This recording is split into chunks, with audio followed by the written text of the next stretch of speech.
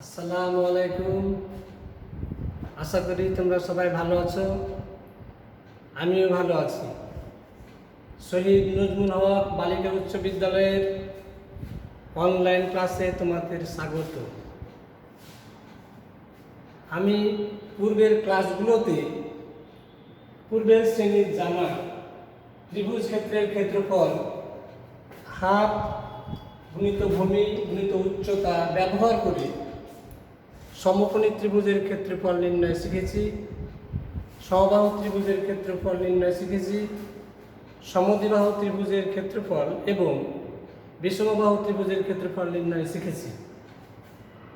একই সূত্র ব্যবহার করে যদি একটি ত্রিভুজের দুইটি বাহু এবং এদের অন্তর্ভুক্ত কোণ দেওয়া থাকে, তাহলে সেক্ষেত্রে ত্রিভুজ ক্ষেত্রের ক্ষেত্রফল কিরূপ হবে, আজকে সেটা আমরা নির্ণয় করব। তাহলে চলো যাই, আমরা একটা চিত্র এঁকে নিই।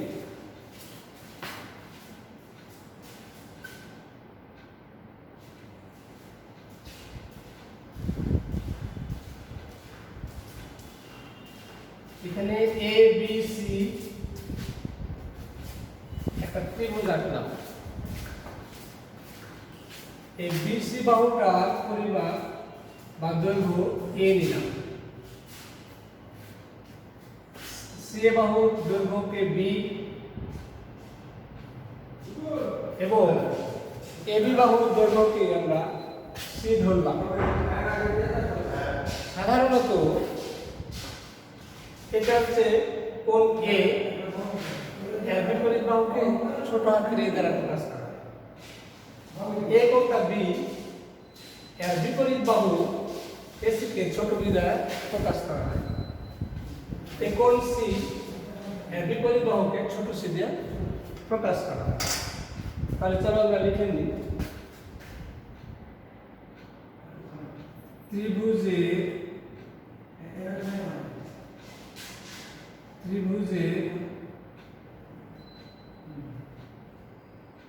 দুই বাহুর দৈর্ঘ্য এবং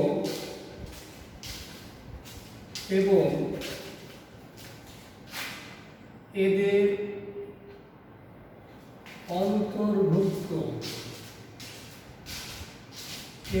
অন্তর্ভুক্ত কোণ, ত্রিভুজের দুই বাহুর দৈর্ঘ্য এবং এদের অন্তর্ভুক্ত কোণ দেওয়া আছে এমন ত্রিভুজ ক্ষেত্রের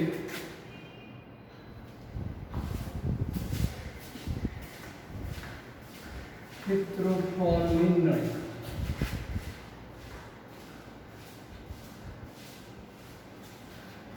ত্রিভুজের দুই বাহুর দৈর্ঘ্য এবং এদের অন্তর্ভুক্ত কোণ দেওয়া আছে, এই ধরনের ত্রিভুজ ক্ষেত্রের ক্ষেত্রফল আমরা নির্ণয় করতে যাচ্ছি।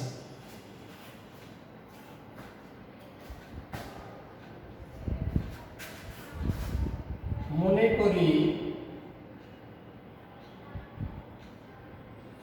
এ বি সি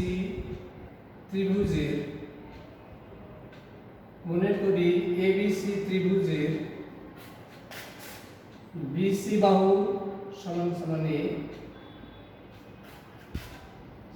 সি বাহু সমান সমান বি এবং এ বি বাহু সমান সমান সি। যেহেতু আমাদের এই সূত্র প্রয়োগ করতে চাই, আর এই সূত্রে হাফ গুণিত ভূমি গুণিত উচ্চতা আছে, তাই বিসি বাহুর উপরে একটা উচ্চতা এটি আঁকি।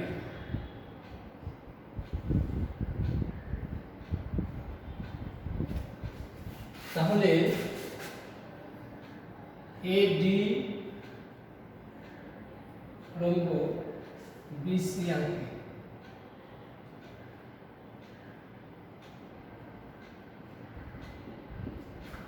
এবি লম্ব বিসি আঁকি। কোণ সি বিবেচনা করলে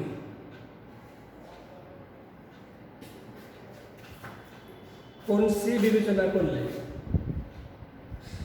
বিবেচনা করলে এই কোণটা সে কোণ সি। আমরা জানি সমকোণী ত্রিভুজে এই কোণটা যদি 90 ডিগ্রি হয়, এখানটা অবশ্যই এখানে 90 ডিগ্রি, তাহলে এই 90 ডিগ্রি কোণের বিপরীত বাহুকে আমরা অতিভুজ জানি। 90 ডিগ্রি কোণের বিপরীত বাহুকে কি বলে? 90 ডিগ্রি কোণের বিপরীত বাহুকে অতিভুজ বলে। আমি যদি এ কোণের সাপেক্ষে ABC, তাহলে কোণ যদি সি ধরি, তাহলে সি কোণের বিপরীত বাহুর নাম হবে লম্ব, আর নিচের বাহুটা হবে ভূমি। তাহলে 90 ডিগ্রি কোণের বিপরীত বাহুকে অতিভুজ, আর থিটা কোণের বিপরীত বাহুকে লম্ব বা সি কোণের বিপরীত বাহুকে লম্ব ধরা হয়, এবং সেই ক্ষেত্রে এটা হবে ভূমি। যদি কোণটাকে আমি এ কোণের সাপেক্ষে বিবেচনা করি, তাহলে এ কোণের বিপরীত বাহু সেক্ষেত্রে BC হয়ে যাবে লম্ব, আর AB হয়ে যাবে ভূমি। তার মানে লম্ব ভূমি নির্ভর করে কোন কোণের সাপেক্ষে সেটার উপরে। তাহলে এখানে কোণ সি যদি বিবেচনা করি, তাহলে কোণ সি বিবেচনা করলে ACD ত্রিভুজে যদি সি কোণ বিবেচনা করি, তাহলে কি হবে? সি কোণ বিবেচনা করলে সি কোণের সাপেক্ষে তার লম্ব কি হবে? আমরা জানি থিটা কোণের বিপরীত বাহু লম্ব কত বলে? তার লম্ব হচ্ছে কোনটা? AD। তাহলে লম্ব হচ্ছে AD। যেহেতু এটা 90 ডিগ্রি কোণ, তাহলে অতিভুজ কোণটা হচ্ছে AC। তাহলে লম্ব বাই অতিভুজকে কি দিয়ে প্রকাশ করা হয়? কি বলি আমরা? লম্ব বাই অতিভুজকে sin থিটা। কোনটা কি ধরেছিলাম? সি। তাহলে AD বাই AC সমান সমান কি হবে? sin C, বা AD AC সমান সমান কি? AC সমান সমান B। তাহলে কি হলো? sin C। অতএব AD সমান সমান কি দাঁড়ালো? B sin C। তাহলে আমরা উচ্চতাটা বের করে নিলাম, এই উচ্চতাটা আমরা এখন প্রয়োগ করব। তাহলে কি নির্ণয় করব? ABC ত্রিভুজের ক্ষেত্রফল। তাহলে ABC ত্রিভুজের ক্ষেত্রফল কি জানি? ABC ত্রিভুজের ক্ষেত্রফল। তাহলে ক্ষেত্রফলের সূত্র আমরা পূর্বের ক্লাসে যা শিখেছি, হাফ গুণিত ভূমি গুণিত উচ্চতা। তাহলে বসাই মানগুলো, হাফ ভূমি কোনটাকে বলেছি? BC কে, উচ্চতা কোনটা? AD। তাহলে এখানে হাফ BC সমান সমান কি? A। AD সমান সমান কি পেয়েছি? এখানে AD সমান সমান 1 হতে AD সমান সমান পেয়েছি B sin C। তাহলে কি দাঁড়াবে এখানে? Half AB sin C। তাহলে এখান থেকে আমরা কি দেখলাম? দেখো, আমরা দেখলাম একটা বাহু A, তার মানে এই বাহুটা, অন্য একটা বাহু B, মানে এই বাহুটা, আর C মানে অন্তর্ভুক্ত কোণ। তাহলে একটা ত্রিভুজের যদি দুই দিকে দুইটা বাহু আর মধ্যে অন্তর্ভুক্ত কোণটা দেওয়া থাকে, সেক্ষেত্রে ত্রিভুজের ক্ষেত্রফল কেমন হবে? হাফ গুণিত বাহু দুটির গুণফল, তার সাথে সাইনের সে কোণটা করে। তাহলে অনুরূপভাবে আমরা যদি বলি,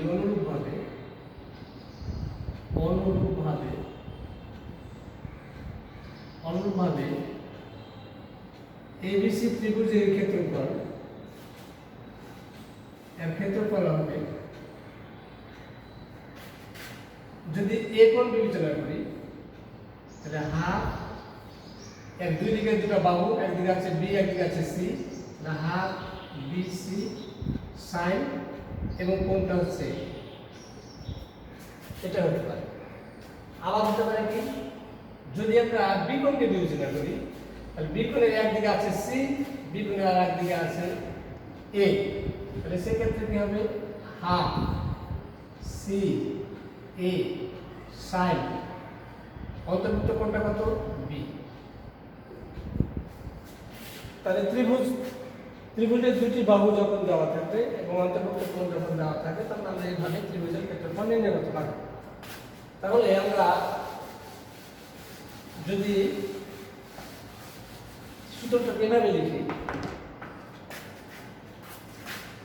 ধরো এটা একটা ত্রিভুজ, এই বাহুটার মাপ এ, এই বাহুটার মাপ বি, আর মধ্যের কোণটা থিটা। তাহলে ত্রিভুজের ক্ষেত্রফল লিখতে পারবো, এখানে যদি ত্রিভুজটা এ বি সি হয় তাহলে আমরা বলতে পারবো এ বি সি ত্রিভুজ এর ক্ষেত্রফল।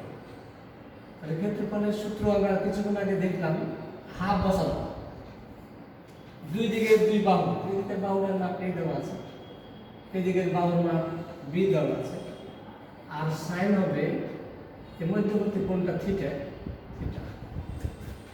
তাহলে এবিসি ত্রিভুজের ক্ষেত্রফল কি হলো হাফ এবি সাইন থিটা। তাহলে শিক্ষার্থী বন্ধুরা, আমরা ত্রিভুজের দুইটা বাহু এবং এদের অন্তর্ভুক্ত কোণ ধরে ত্রিভুজ ক্ষেত্রের ক্ষেত্রফল নির্ণয় শিখলাম। চলো এ ধরনের একটা অঙ্ক করি।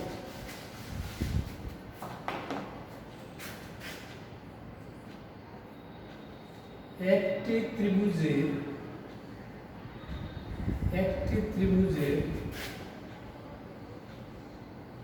দুই বাহু দৈর্ঘ্য যথাক্রমে একটি ত্রিভুজের দুই বাহুর দৈর্ঘ্য যথাক্রমে 9 সেন্টিমিটার ও 10 সেন্টিমিটার এবং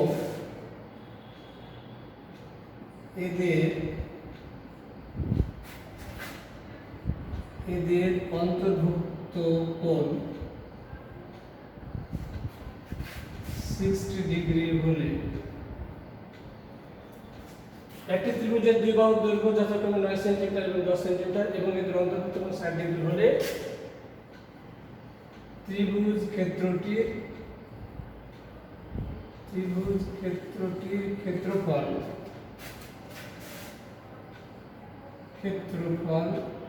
নির্ণয় করো।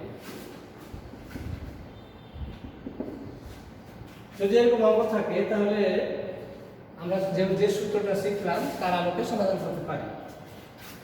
তাহলে একটা মনে করি ত্রিভুজ দ্বয়ের বাহুর দৈর্ঘ্য a সমান 9 সেন্টিমিটার, b সমান 10 সেন্টিমিটার এবং থিটা সমান 60। অতএব ত্রিভুজ ক্ষেত্রটির ক্ষেত্রফল। তাহলে ক্ষেত্রফলের সূত্র আমরা কি শিখেছি, half A B sine theta sine C. জানো যদি সূত্র তোমরা half A B sine C লিখো তাহলে এখানে সি সমান 60 ডিগ্রি লিখবে, এটুকু। তাহলে হাফ এ মানে কত ধরেছি 9, বি কত ধরেছি 10 আর সাইন 60। তাহলে এখানে কত হলো, আমরা যদি এখানে 5 তাহলে এখানে 45 sin 60 √3/2 তার মানে 45 3/2 যদি বসাই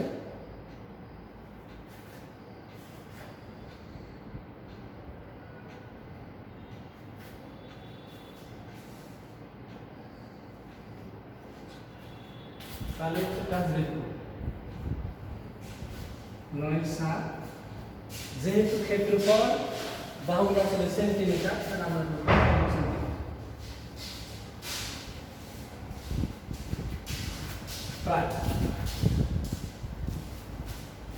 তাহলে যে সূত্র শিখলাম সেই সূত্র প্রয়োগ করে আমরা এই ধরনের অনেক অঙ্ক করতে পারবো।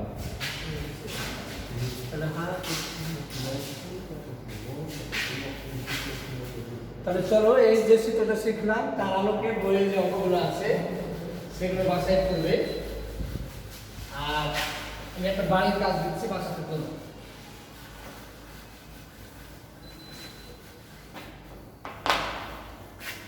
বাড়ির কাজ, বাড়ির কাজ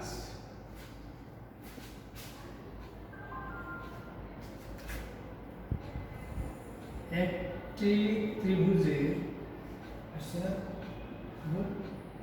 একটি ত্রিভুজের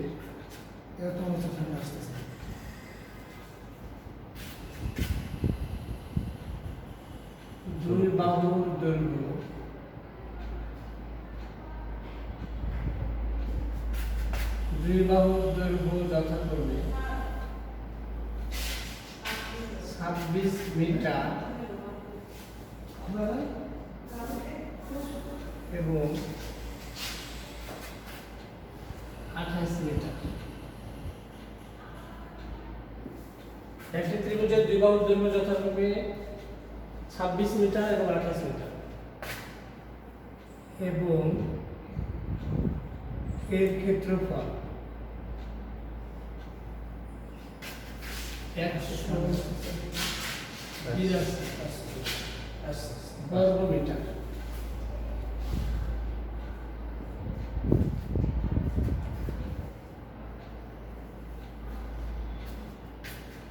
হলে একটি ত্রিভুজের দুই বাহুর দৈর্ঘ্য 26 মিটার এবং 28 মিটার এবং এর ক্ষেত্রফল 182 বর্গ মিটার হলে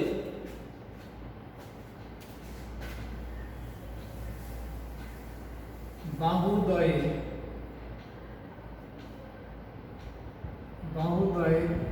অন্তর্ভুক্ত কোণ নির্ণয় করো।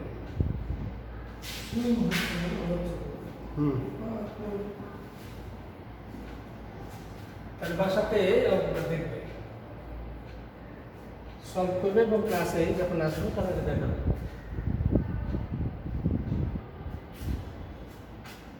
তো স্নেহের শিক্ষার্থীরা আজকে এটুকুই, পরবর্তী ক্লাসে নতুন কিছু নিয়ে আলোচনা করা হবে। তোমরা ভালো থাকো, তোমরা বাড়িতেই থাকো, বিনা প্রয়োজনে বাইরে যাবে না। তারপরে যদি জরুরি হয় যেতে হয় সেক্ষেত্রে স্বাস্থ্যবিধি মেনে তোমরা মাস্ক পরে বাইরে যাবে। তো ভালো থাকো, আসসালামু আলাইকুম।